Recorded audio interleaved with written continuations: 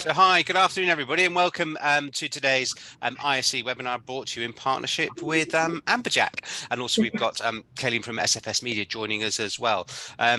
It's quite apt that we're doing this session this week because obviously we've had our ED&I conference, which was very well attended. So a lot of the topics we're going to be talking about are fresh in all our minds this week. My name's Steve Assured. Chief Executive of the ISE, and I'll be sort of acting as a compere, I guess, for today. So I'll do a brief introduction, then hand over to Cailean, who will take it from there with all the content, and you'll meet Cassie as well. And then actually we'll also have time at the end for questions. So I'll keep track of all the Q&A and all the chat, so our presenters don't have to worry about that. So we like to make this as interactive as possible. So if you've got any questions or comments, please do pop them into the chat, and then we're ready for those. You guys just let me know when you want us to start that, and I'll come back on screen. If you haven't joined an ISE webinar before, and we're always trying to bring you refreshed, rich content, and I'm sure today is definitely going to be one of those sessions. We have recorded it, so we are recording it, so you will get a link afterwards, and you'll be able to go back and catch up on anything that you missed or you want to recap on, or also be able to share that link, because of course we're very keen to spread our knowledge and understanding. So you'll get that a bit later on today, I think, is when it normally comes through. But as I said, we did our ED&I conference this week, and one of the things that I took away from that, and I think it's very pertinent to today's session, is actually we look at all the data, we look at the metrics, but behind all that are human stories, they're individuals' lived experience of discrimination. It impacts their view of the diversity agenda, and we should never forget those human stories. And I'm really interested to hear what Cailean's going to take us through, and Cassie, because I think we're really getting into the heart of that. So I think that's enough chit chat from me. Let's get over into the real meat and heart of the session. Cailean, over to you. Thank you so much, Steve. Hey, everyone. It's really good to see you. I'm Cailean Carvalho. I'm the Executive Director of SFS Media, and I'm delighted to be invited to speak with you with my beautiful and whip-smart partner in Cassie. Hey, Cassie. Thank you. Thanks so much for that lovely introduction. I feel like Debbie McGee.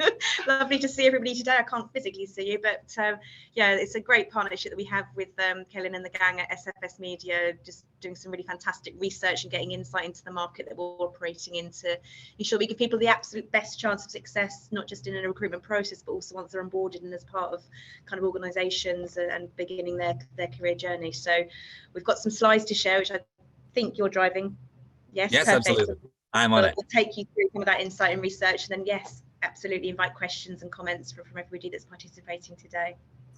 Excellent. Thank you, Cassie.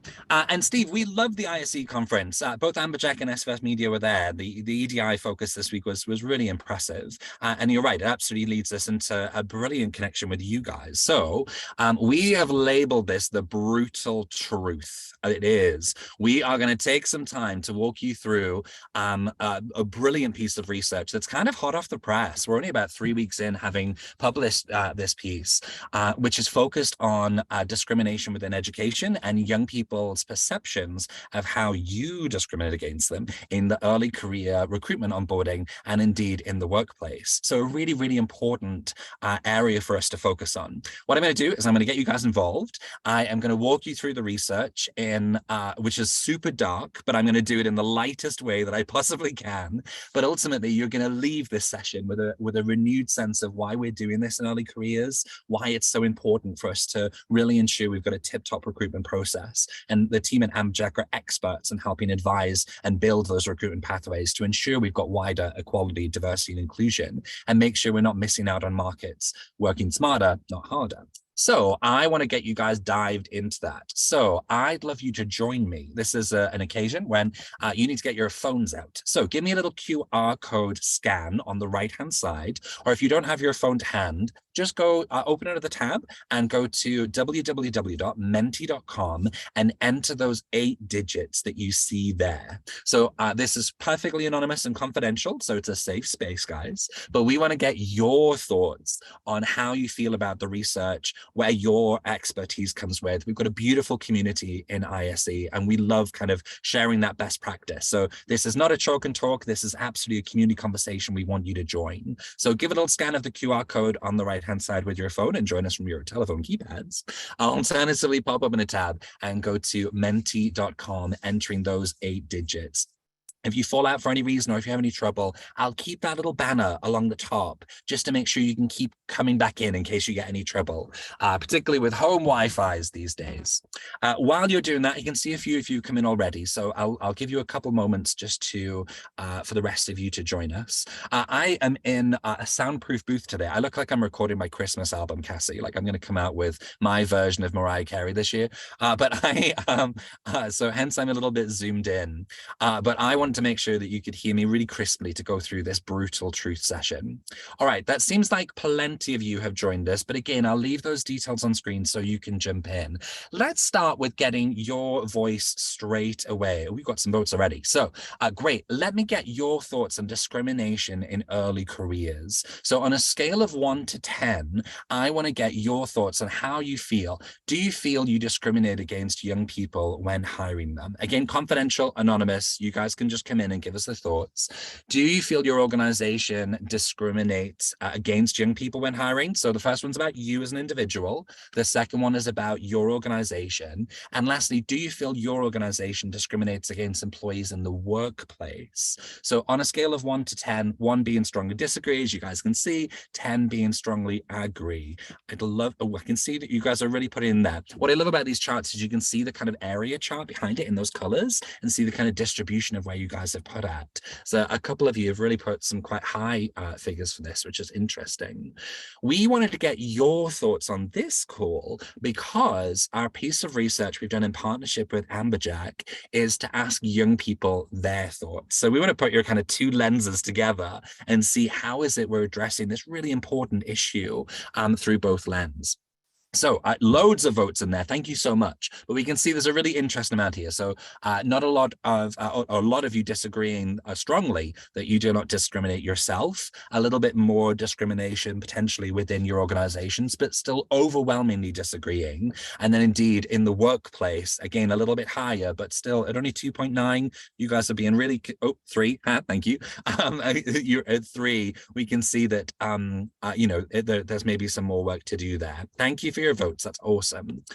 Let me dive in to share some of this activity with you. So we did a piece of discrimination market research that launched on the 26th of October. So we really wanted to walk it through with you.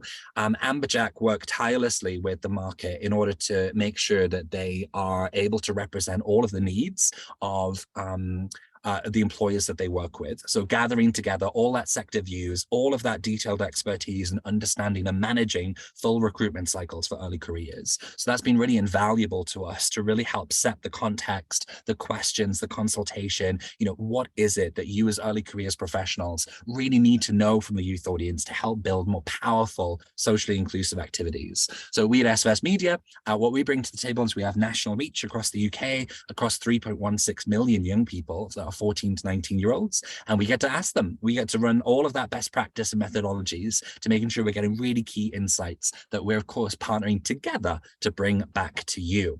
So let me do that now. This is where we started. We asked the nation's young people where they expect to be discriminated against. Rather darkly, 35% of the current UK teen population are facing discrimination. That's their voice calling out, saying that over a third of them are facing discrimination every single week. They're expecting a little less from university, but the most discrimination they're expecting is in the job interview and application process, regardless of whether it's straight out of school, apprenticeship, a degree apprenticeship, a graduate role, regardless of the kind of function, there wasn't any difference. We've aggregated them together. 39% of your UK youth market are expecting you to discriminate against them. And even when they make it into the workplace, 32% are expecting to be discriminated against as they work in the organizations that you represent. There's some challenging figures here. We really worked tirelessly to ensure that we could ensure the statistical significance of this. So we've got over 5,600 voices from young people that have contributed to this, regardless of geography, ethnicity, gender. We've made sure there's a real representation, and this is the story that's coming out. Let's drill into this a little bit more in terms of where they expect that discrimination. And again, I've really broken this down. So I'm looking at the same stats you saw in the previous slide, but I've broken this down by gender, ethnicity, free school meals as a proxy for social deprivation and economics, whether they're set up at home, any health conditions, and indeed across some of the other elements we've got around access, like sexuality, for instance. So you can see there's a little bit of a variance here. So the darker purple is when there's a statistically higher statistic, the lighter purple being lower. So let's pull that one straight out, which is right along the bottom row here. We can see that the stats behind expectations of discrimination in the workplace, for those of a white ethnicity, that's just 22%. For those of an Asian or Black ethnicity, 59 and 56 respectively. That is the gap. That is the gap where they are expecting to be discriminated against in your organization. Now, what's really interesting to me is if you look at the top line of what they're currently experiencing at school, 49% of the white youth community are currently experiencing discrimination in school, but that more than halves with their expectation of the workplace. For the Asian and Black community, it's either maintaining or growing. So there's a really interesting paradigm of young people who might experience discrimination in school today don't expect it in the future. If they're white, if they're Asian or Black ethnicity, that's very different. They're expecting this continued pathway of discrimination through their time. You can see that mental health conditions was another one of really extreme impact. So what I'm showing you here is 65% of young people with a diagnosed NHS mental health condition. We track over 70 at SFS Media. 65% of them are experiencing discrimination at school. That is so high. I know as HR professionals, we all have a huge amount of compassion and energy to really make sure we're supportive places for mental health conditions. This from the Youth Voice is saying schools are not set up in the same way. And indeed, you're inheriting that legacy of discrimination. That's part of the challenge here. Young people have their forecasts where they're expecting to be discriminated against in your recruitment process and then actually within the workplace. And indeed, there's much more that we need to do in not just making sure that your organization isn't doing harm, but it's also a place of healing for this kind of legacy that you're inheriting of discrimination from schools, colleges, and indeed, in some cases, universities. Let's just zoom in a little bit more at that discrimination in schools. So again, we've got the headline stat again of 35% feel discriminated against, but we really want to understand what was underneath that. So again, I'm going to take you around this page, but in the bottom left here, who's it from? So 66% from students of the same age group. Older and younger students didn't seem to be as much of a factor, although you can see those in the bottom. But I think, honestly, the most terrifying thing for me and Cassie when we really went through this was 53% of those young people who've been discriminated against, it's coming from a teacher or a staff member, which is highly alarming in terms of building a sense of trust and authority, and of course, those that are there to protect them. To further dimensionalize that darkness, the incidents happen 1.4 times a week from a teacher or staff, and nearly double that from another student. That is absolutely outrageous that a young person would be having, potentially upwards of 4 incidents of discrimination. Now, what is it they're being discriminated for? Again, looking at the ethnic identity and religion, we can see the elements there of just how much the proportionality lies. Now, again, I haven't balanced this. So 25% being mental health conditions. What we're really saying is that's for overall young people, that's the reason for discrimination. But if you have a mental health condition, it's nearly 85% of the reason why you're being discriminated against. So there's a huge amount of variance here. And of course, young people are not being discriminated against in just one characteristic. There's so much crossover between these. Now, another area that we really wanted to understand was how does this then impact that individual? So discrimination event happens, and we got so much qualitative data from this. So I can tell you some of those stories, as Steve mentioned, from the young people that we're here to serve. What we know is that often an incident will happen in a classroom from a student of the same age. And when a young person who's a victim of that goes to seek help from the teacher or staff member, that tends to be not backed up. So it's like a double whammy moment. And in those, the impact on their studies is really, really high. So I've got 4.9 here, but we put this on a 1 to 10 scale of how much it kind of ends a young person's day. So 10 being they're taking in no more information. They're completely destroyed for that day. One being, just falls off the shoulders because it's any other Tuesday. And it was absolutely even of, 10% at each end and at each element in between. And again, projecting that forwards, that's obviously going to impact grades, focus, skill developments. That discrimination's leading to lower grades. And again, your entry criteria may well be automatically meaning that we're not contextualizing those offers based on discrimination factors. So let's look at even more of this, because I know you want to. So looking at the discrimination at the job interview stage. So again, this is young people who are currently at school, whether they've been discriminated against or not. What's their future prediction of your discrimination within a job interview? And that rises to 36%. But what is absolutely awesome to me, and I love the data behind this, is 2/3 of the people that make up that 39% are currently being discriminated against at school. So they're currently facing discrimination. They're expecting it to continue. What's really interesting here is 1/3 of that 39% are people who are not being discriminated against at school, but are just waiting for you to do it when they get within the job process. It's like a double whammy of like those that are inheriting this legacy and those that are developing anxiety that you are going to discriminate against them. And guys, let's be fair, 39% of your market is a big old chunk. We're not talking about minorities or margins anymore. This is the mass amount of the market that you're trying to target. And for Amberjack and SFS Media, our shared values are we need to do more to make sure we're including those communities to maximize on your opportunity of recruitment. Again, you can see the breakdowns of what they're expecting to be discriminated against. And top of the tree, ethnic identity is the number one identifier.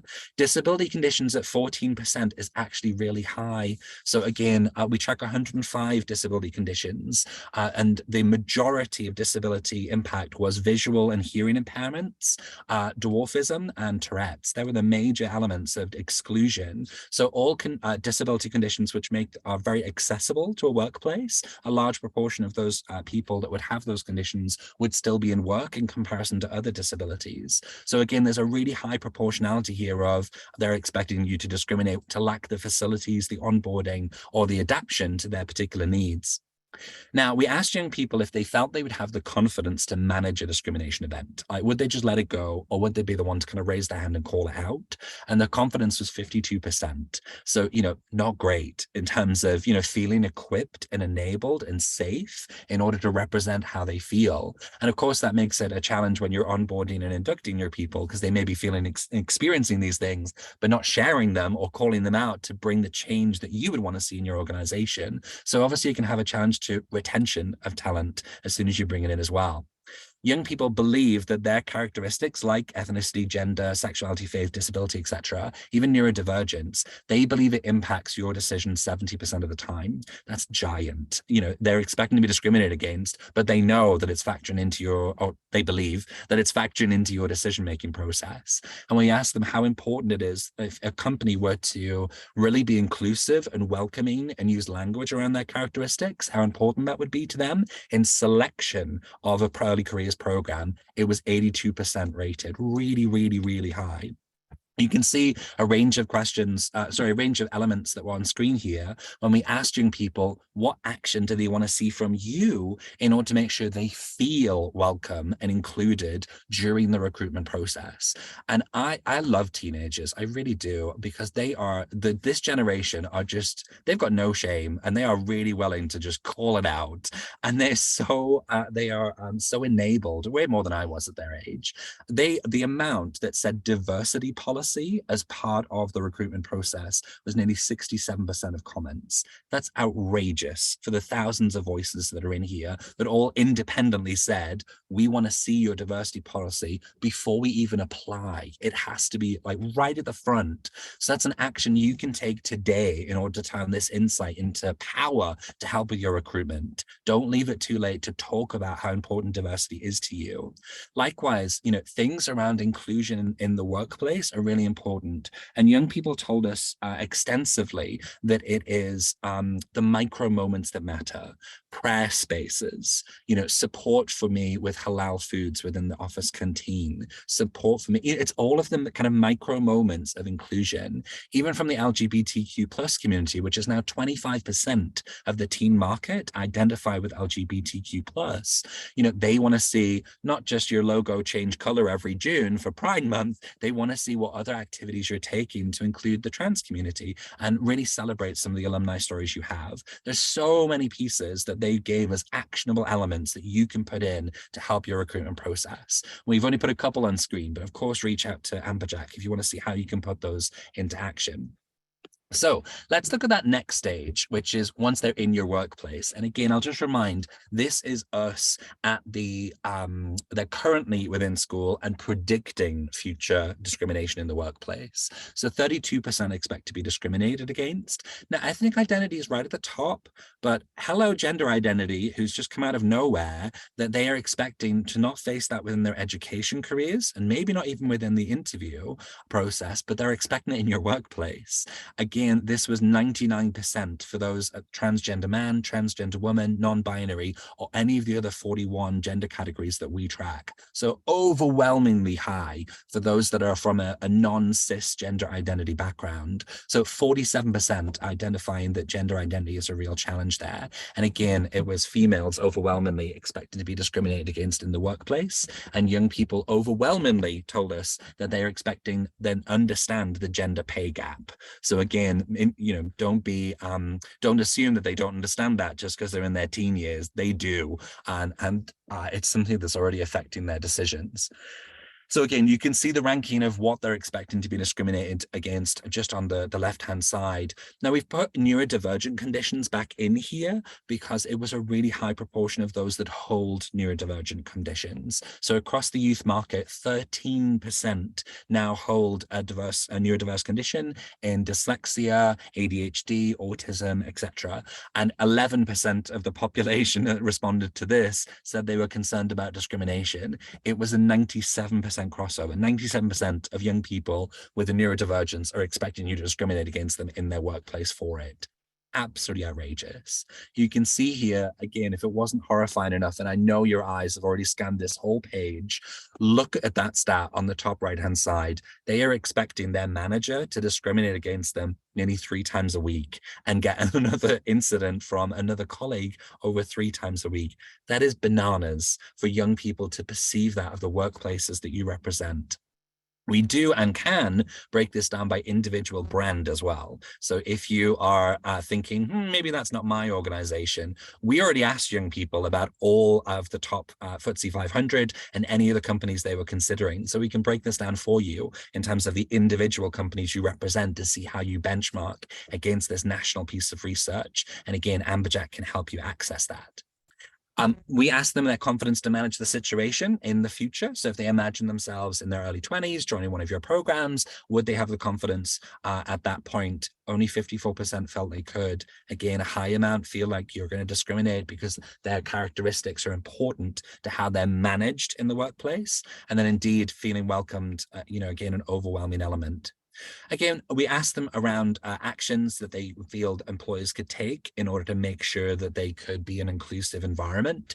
And again, a lot of this was down to not an inappropriate reporting, investigation, and resolution process for discrimination. Young people feel like if they do raise the hand, they're going to be victimized. There's going to be challenges, which mean they're going to discourage their ability to actually raise an incident. So part of it here was being proactive about representing your process for managing a discrimination event in the application process, as well as in your induction and onboarding. So there's a lot of stuff we've just gone through there. I want to hear your voice. Gosh, lots of you put in already. That's amazing. On your telephone keypads, again, if you dropped out details on the top, give me your 3 words as to how you describe how you feel after hearing this research. We've got some on screen already because some of you have skipped ahead, which is very cute of you. And I think that's really sweet.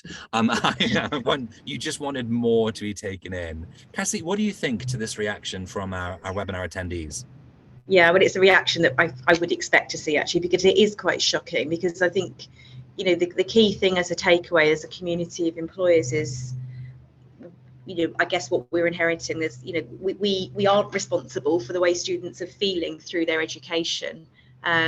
We could offer some insight and support to the schools and colleges and universities that we work with to talk to them a little bit about how those things can improve. Actually, where it comes to action from us is really about how we then take this on board and treat candidates through the application process through to the onboard, and then actually once they're in the workplace. So that's where we can truly affect some change. But the clear thing is we're inheriting an issue from the way they've been conditioned to feel during their experiences or perceived experiences.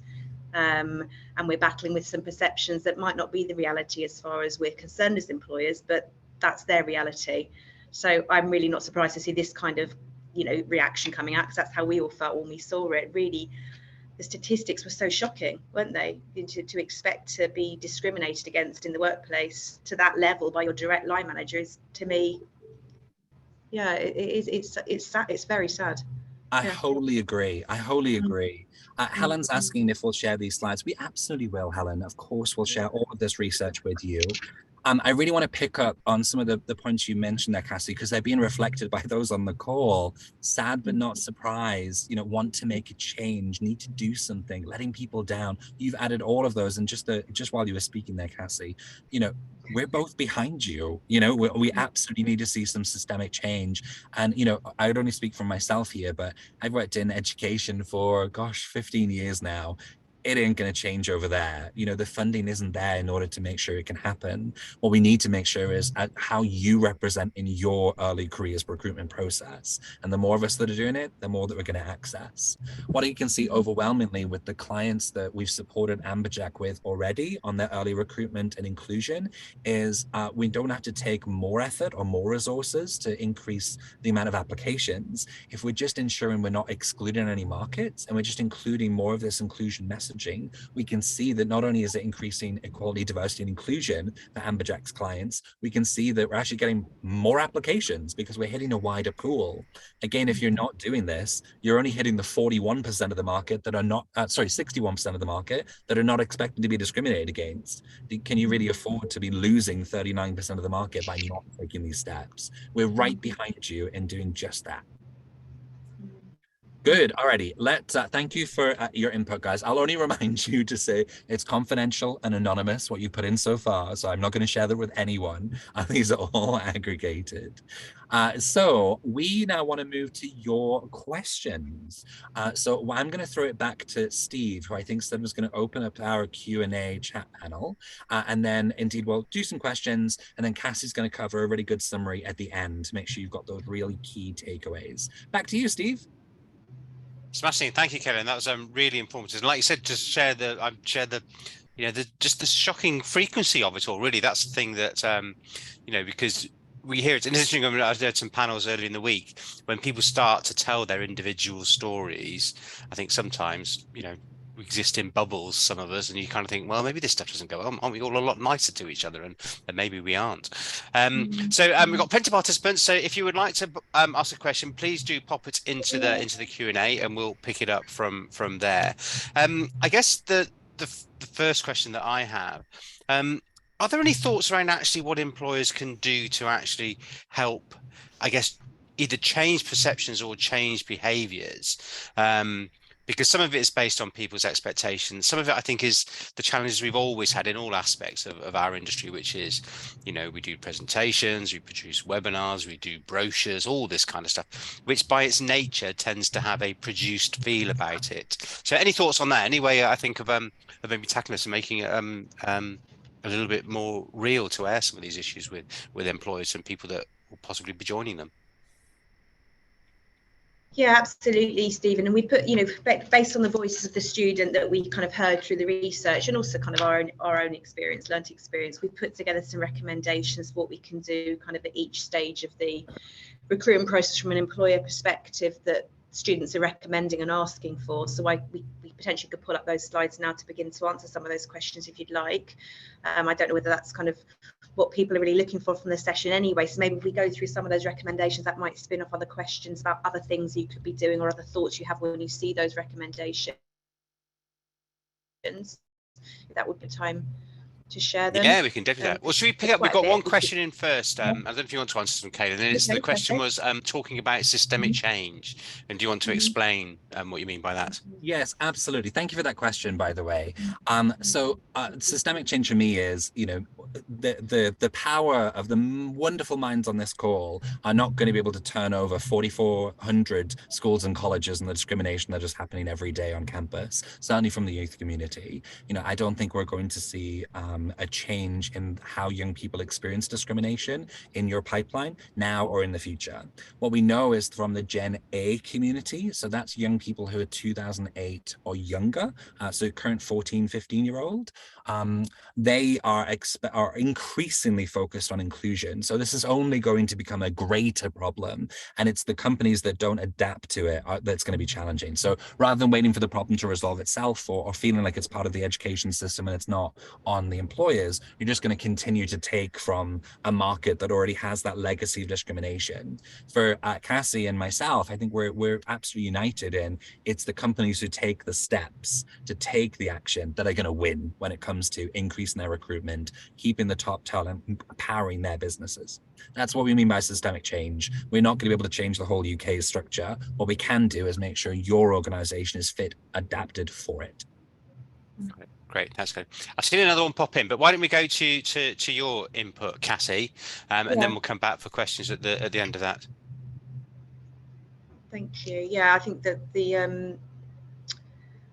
I think when we kind of had to think about what we can do that's really meaningful and to begin to respond, and a lot of us are already doing some of this work anyways, as we all know, but what can we do? Listening to this research and some of the insights that came out were quite shocking in terms of the statistics that we've all just seen. Drilling down into some of the commentary that we were getting from the students that took part in the research, and what are they saying? What are they looking for? Bear in mind, we're inheriting this potential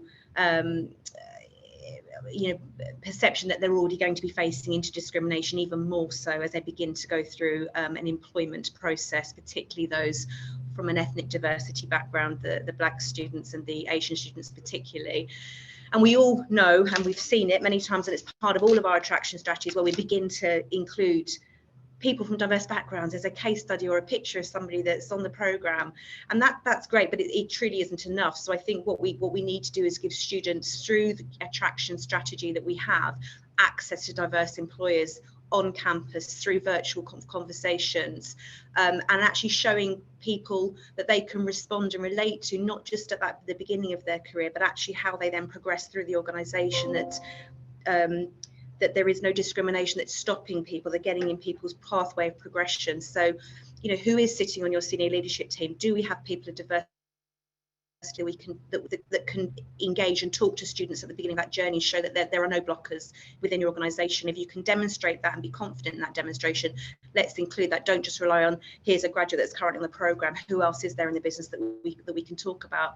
But I think ultimately students are really wise to tick boxing, right? So they don't want to see in communication materials, here's someone that might be like me, and that's what this organization is telling me. Be really honest and transparent. They, if you're on that journey, because none of us have got it perfectly right, and everybody's working very hard on their diversity and inclusion agendas, but be honest about where you are in that progression, that you haven't got it quite right, or it's a work in progress, like we all are. I think honesty and transparency is really authentic, and students really want to hear about your commitment, where you are on that journey, what more you want to do on that journey, and setting realistic expectations for students. They understand that they're coming into organisation where they will be valued, included, progressed, but with that sense of reality around it, and share at the outset relevant ED&I policies with them. I think there was some commentary from students quite loud and clear. Will I be discriminated against? What is your policy on this particular subject? Share it all. It doesn't have to be once they become an employer. Keep it very upfront, and show that you don't know everything and you're willing to be educated on people's differences. So I think all of those sort of really real commentary, whether it be on your kind of social media content, whether it be on campus or with colleges, talk and represent through the communications that you have with students about the reality of what they're facing into and what you're committed to as an employer. and that you're not going to be held back within that organisation if you can truly demonstrate that isn't the case. And if you can't truly demonstrate the case, what can you demonstrate? Where are you on that journey, and what is realistic for you as a business?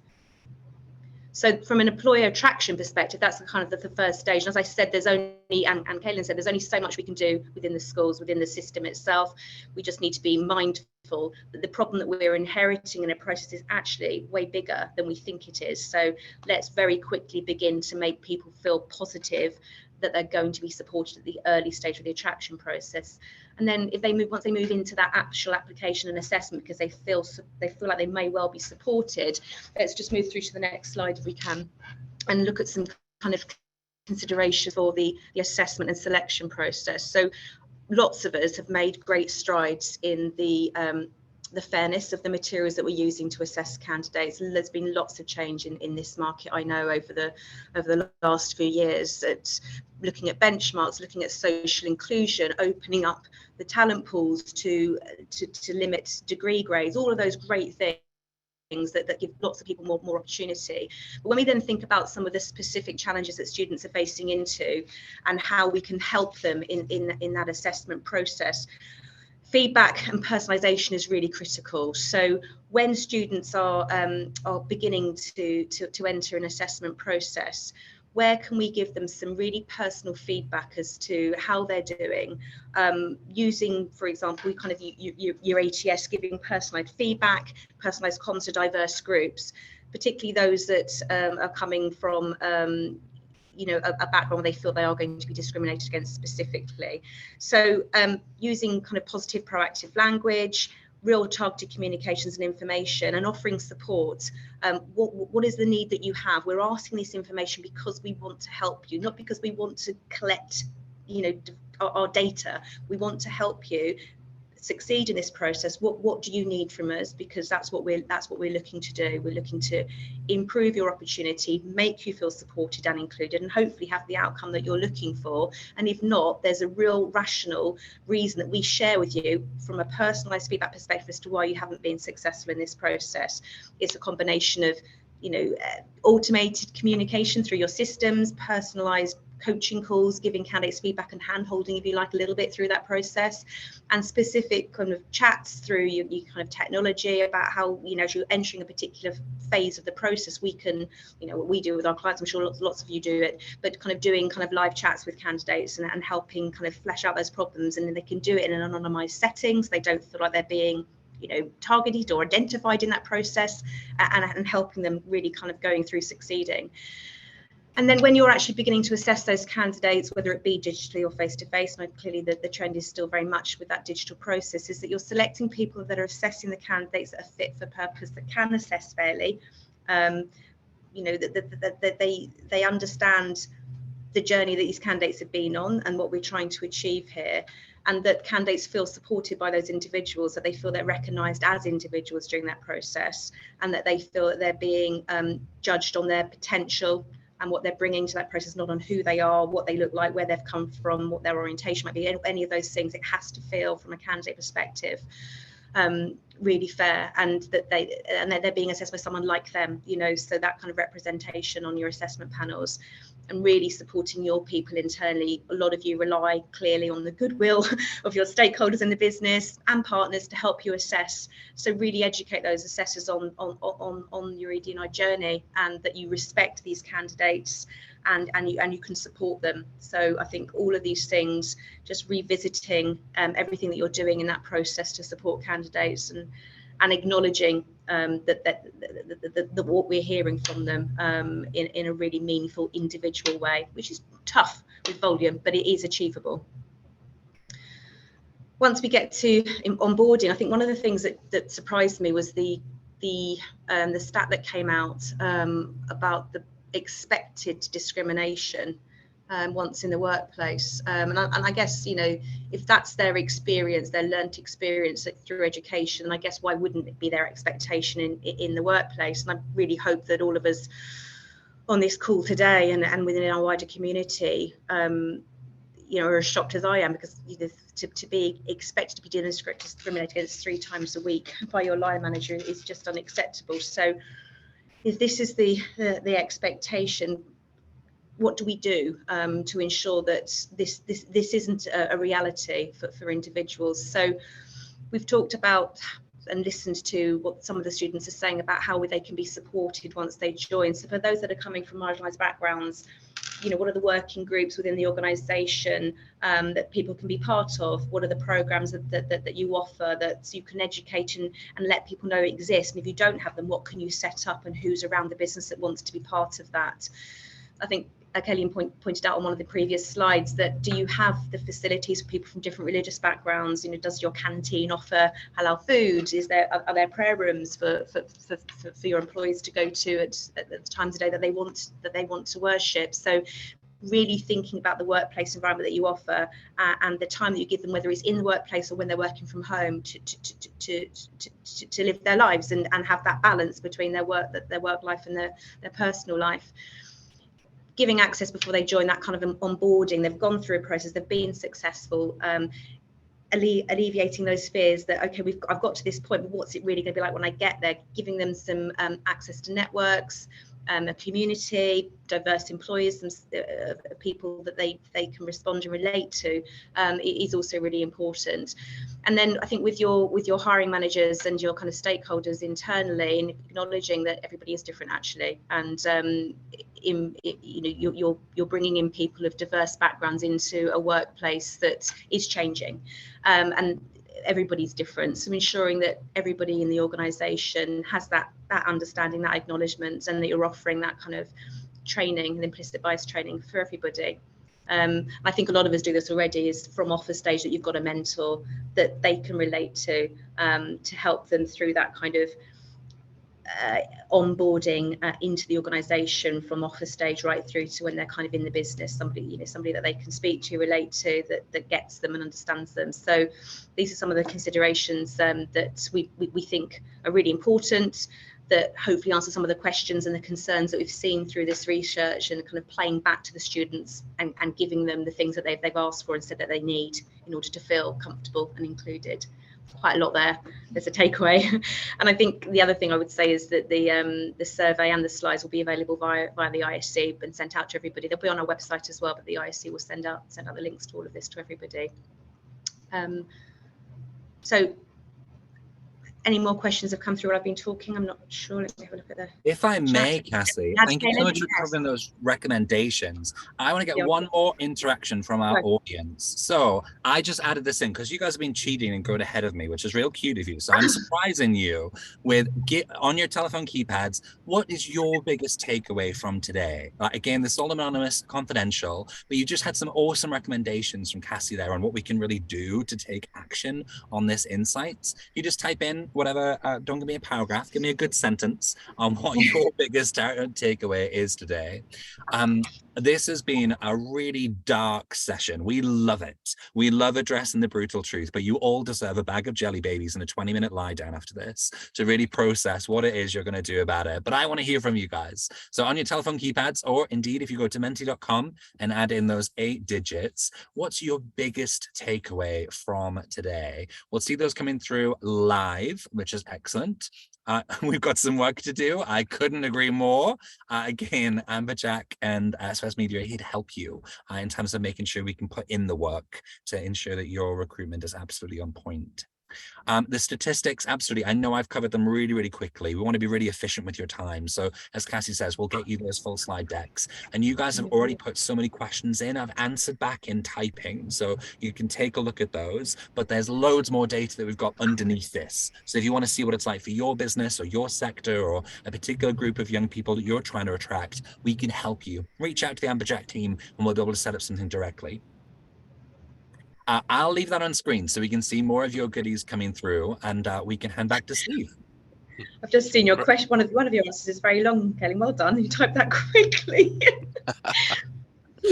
Well, why don't we go through the questions, because I think talking through those live, that's because not everybody will have seen the answers or have read them. So I've got them up on my screen here. So let's have a look. So that question that you answered online, Cailean, around whose responsibility is it to make the change? And I wonder, it relates a bit back to that systemic point that we were talking about earlier. Is it down to employers? It's how much of this is part of the ecosystem, and there's responsibility in all sorts of different places. So what was your comment on that? Well, I'll adjust my comment a little bit just so I can add something new to it. I think from my perspective, we're not going to be able to change the ocean of discrimination that's out there. That's what we're hearing from young people. What we can do is kind of make sure that you're more equipped to sail it. So as you kind of navigate getting the recruits that you need from the early careers market, we want to make sure that you're better equipped to handle some of the waves of discrimination that are kind of crashing through there. So my personal view is it is on the education sector and the government, and we lobby hard. So all of this research is being delivered to the minister responsible, and our policy team are doing our best to be able to facilitate a roundtable for that. But we all know that's going to be a long-term burn, and you guys have all got targets today in order to help make sure you're powering your recruitment processes. So we'll take on trying to boil the ocean.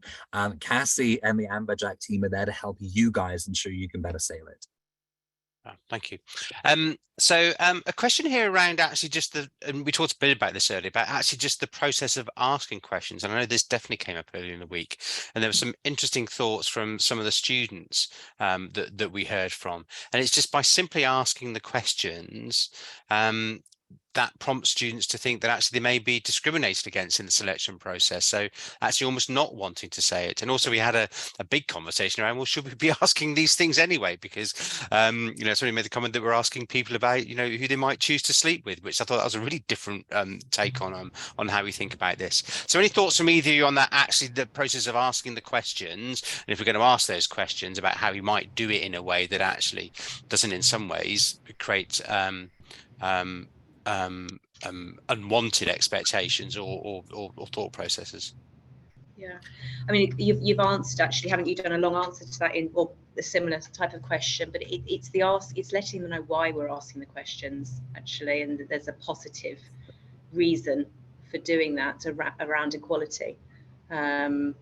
I don't know if can people see the Q&A and the answers in that? Did you? Because you actually I've answered that, haven't you, Cailean? About we actually asked the question about, do you want to be asked these questions? Indeed, right? Indeed. Yeah. What we'll do is we'll make sure all the answers are put into the follow-up afterwards as well. But as Steve said, I'll cover it live too, just in case you don't have access to those. So yeah, we did ask that question of young people as part of this research.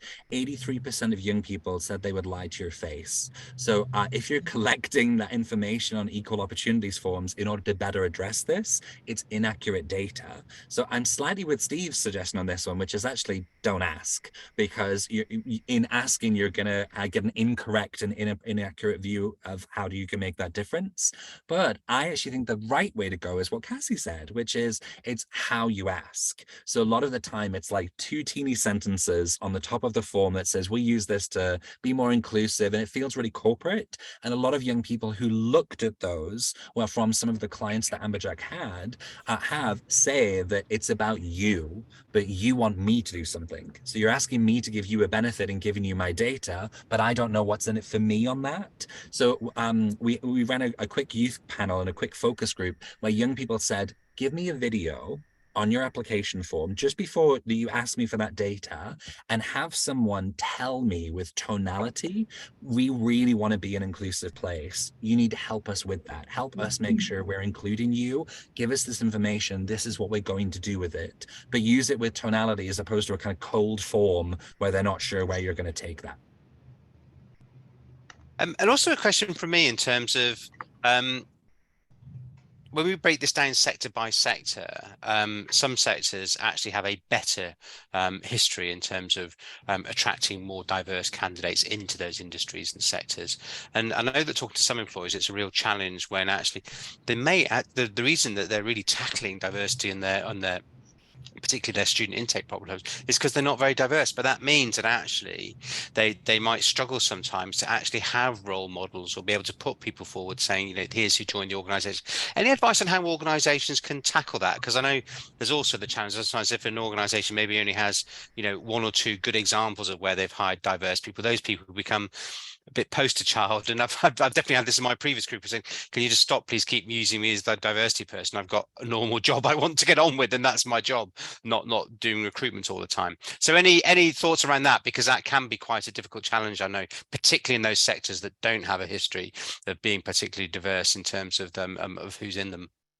I think honesty is absolutely critical. I think candidates are all too they realise all too much now that what's kind of the tick box piece, and I think it's much better to be more honest with students about what your workforce looks like, and actually you want to change that. So if you haven't got the representation that you want in a business, I think you should be really honest about that and say we're not where we want to be, and we want people like you to come and join us and change that, shift that dial, and make us an organisation that's much more diverse, that recognises the different strengths that different backgrounds of people bring to the organisation, rather than relying on the same, as you say, poster child, because they see through it, and they really do. So it's much better to have, I think, honest narrative. If you can't have the imagery, just have the have the conversation instead. Would you add anything to that, Cailean?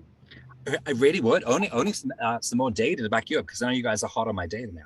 So when we asked young people what are the values they want to see from an organization that would make them more attractive, overwhelmingly, the number one value Gen Z wanted was diversity. So 80% of young people put that as their number one out of 50 values they could have. So tokenism is a challenge, as both Steve and Cassie point out, that it can look a little bit too forced, and that can be really challenging. But it's the authenticity of showing inclusion. So what we found overwhelmingly is if a candidate can see your company including a social group, even if they are not a part of that group, it shows the value of diversity, and hence they feel, great, well, my diversity might be included. So, going out there with honesty, as Cassie says, saying we want to make a change here, come partner with us and help us be the difference, be that ambitious new generation that's going to help break the norm. That's so attractive to young people who really drive that ambition value and are seeing you really live a diversity value. Just one more question from me, then I think we'll probably wrap it up there if there's no more questions from the audience. But if you have got anything, we've got a couple, and we were going to keep going to the half hour, so at the end of the hour. So if you do, then please pop one in. And it's around the difference, I guess, between school leavers and people getting into university and coming through higher education. And I don't know if it's in your data in who you sample, but I wonder if there's any thoughts around, actually, does young people's awareness change as they go through the education system? As they do, they become more aware of discrimination? Are they more alert to it? Almost does the situation get worse for young people as they come through the system, because they become more aware of discrimination? So actually, when they're a bit younger, they might not be quite so alive to it, because they've not quite experienced it in the way that we're seeing that they might have done through education or through the workplace. So any thoughts on that, on the change as I guess they get older through education and joining work? Yeah, I can give some data on that. So the sample that we used for this particular piece of survey was 14 to 19-year-olds, so taken right up to the end of their formal education. However, we have a separate piece of research about higher education, specifically looking at those in the graduate market, that we'll be taking a look at with Amberjack over the coming months. So stay tuned for this story evolving. But what we can see is young people, to your words, Steve, it gets worse. So we tend to find is there's more incidents as they move through into their higher education. Typically, when they move into higher education, particularly those that have moved away from home, so those that are no longer at home, they develop a greater sense of social activism in terms of, seeking more social justice. There's a greater force from student unions and other kind of organizations that are about taking action on discrimination. So even things like climate change and your sustainability credentials become a really important value that they wish to see from you if you don't have vegan options within your canteen and are willing to talk about it during the recruitment process. So, the expectations of inclusion increase as they move into higher education. And as such, that extra element means there's more discrimination because they are expecting a higher bar. That's great. Thank you. Anything else you want to add to that, Cailean, before we, Cassie, before we wrap up? No. I'd love to add one more thing, actually. So we kept on screen these wonderful comments of your biggest takeaway from today. They are wonderful, and we're right behind you in terms of taking action. So reach out to the Amberjack team to make sure we can help you with your process. There's one comment on here which I love, which is we need to compare perceptions of discrimination versus empirical evidence of discrimination. And I couldn't agree more. You're activating all of my data juices in doing so. I think what we wanted to do in partnering for this webinar is show that their perception is their reality. So you're right. I imagine the actual empirical evidence of discrimination is far lower, but the reality is it's going to impact your recruitment cycle that they perceive that it's there. There's probably a really good moment for us to see how can we help externalize your data on how diverse your population is, how you've managed discrimination, and use that empirical evidence to help mitigate the perception of discrimination for your organization too. We'd love to talk about that on a future engagement. Definitely, yes. And I think you might be right that actually the incidents are low, but even having said that, you know, even if it's only half the rates of incidents in your data, that's still quite shocking numbers. It will have a huge impact. I go back to the point at the start, we're dealing with human beings, their lives, their aspirations, their individual experiences. So even just one example of this is going to have have a detrimental impact, and of course is not great at all. That's been a really good session, and as you said, it takes us a bit of a dark place, Cailean, but actually you presented it very positive, well, but not in the positive sense of trying to distort the stats, but actually I think it's really important that we do air what students and young people are telling us, and actually the reality of what we're doing. And sometimes I think we do get a little bit lost in not this type of data, but actually in our processes and the data that drives that, and lose sight of those human individual experiences and stories. So what's the best way for people to get in touch, Cassie and Cailean, with yourselves? Is it through us or ping you guys an email? Any of you can, I mean, I think on this last slide there's definitely SFS's contact information, but anyone can contact me via LinkedIn if they'd like to talk more. Visit the website. We'll send the link via the ISC to the research that's sitting on our website, and they can get contact details from there as well. Fantastic. Thanks very much. And of course, as I said at the start, we recorded this, so you'll be able to go back over the session and pick up anything else that you want to revisit. And we'll send you the slides, send you also contact details in the links. And as we've highlighted, we'll be coming back with more on this agenda, I think, very shortly. So that's really good to hear. And a thanks from me. As I said, you know, in the past, we can't put on this kind of level of event or this contact without the contributions of partners like yourselves, Cassie, Amberjack, and Cailean at SFS. So really appreciate your help with all this. So great session. I'm sure this debate will continue very strongly, as it should do, over the coming sort of days, weeks and months, etc. So thank you all very much. Hope you enjoyed the rest of the day. Looking at my window, it started to rain again, so but I hope you all have a good day. Talk to you all soon. Thanks, Cailean. Thanks, Cassie. Thanks, everyone. Thank you. Bye. Thank you, Stephen. Bye.